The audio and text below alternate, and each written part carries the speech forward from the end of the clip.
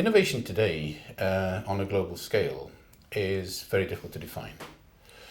The problem is that it's not R&D.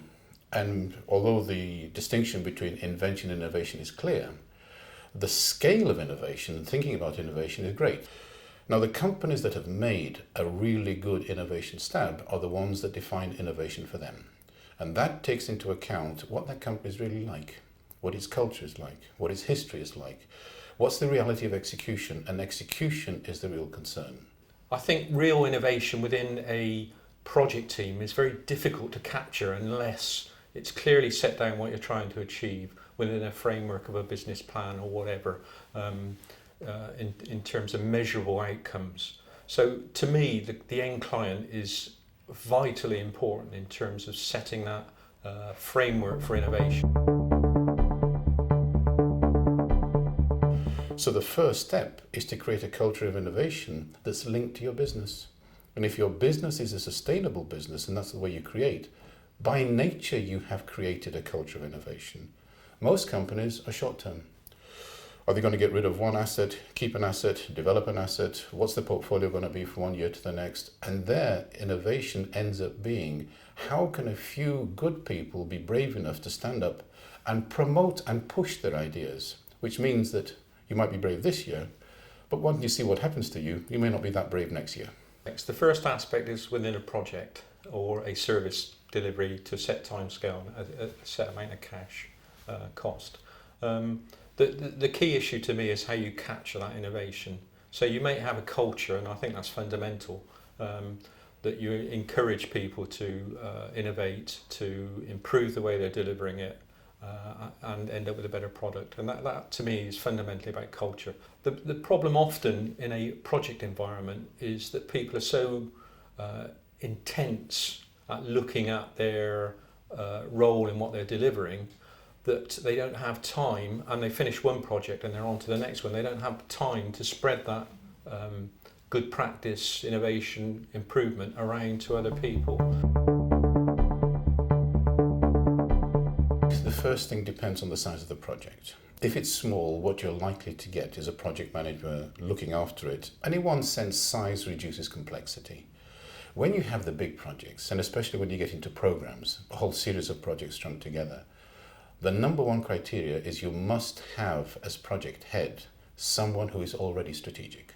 So you need someone from general management who understands really how to represent issues in the organization, how to work across the interfaces, how to deal with all the tensions that will arise, and really has that clever brain that people respect. My experience is that unless you use the same team on project to project, it is quite difficult to capture and make sure you get the benefits of that. I, for instance, developed a very unique public-private partnership, and within 5 years it delivered really measurable improvements. We had a change of personnel with all parties, the client, the delivery team, and it was very difficult to refresh the ideas that we started with and to keep the thing moving over a longer period of time.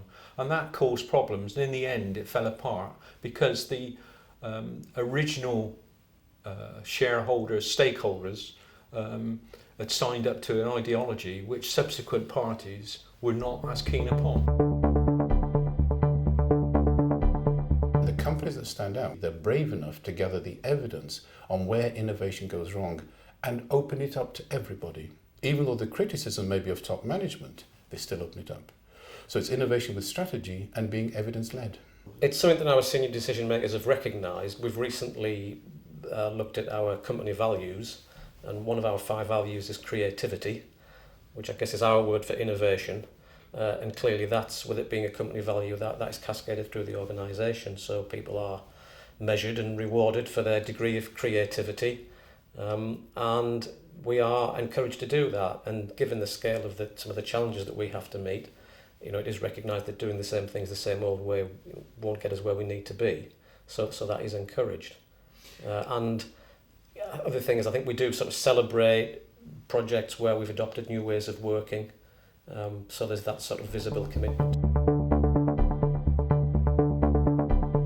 You have to link strategy to innovation. So you have to understand what you're trying to do in the markets. Where does competitive advantage lie? Where does differentiation lie? What's the cost and pricing of what you're trying to do? And you have in your head a model of business. And it varies from market to market across the world. But you have all the variances, the tensions, the misunderstandings, the differences of opinion as to what it means to operate in Asia versus America. But you have that on the table. So we do customer research to understand what they want and their needs, and then we will raise issues in order to, and from that we'll devise strategies, and then our operational teams will raise issues aiming at achieving those strategies. So then we need to evaluate the problem or the opportunity, and then we'll use techniques, typically risk-based prioritization.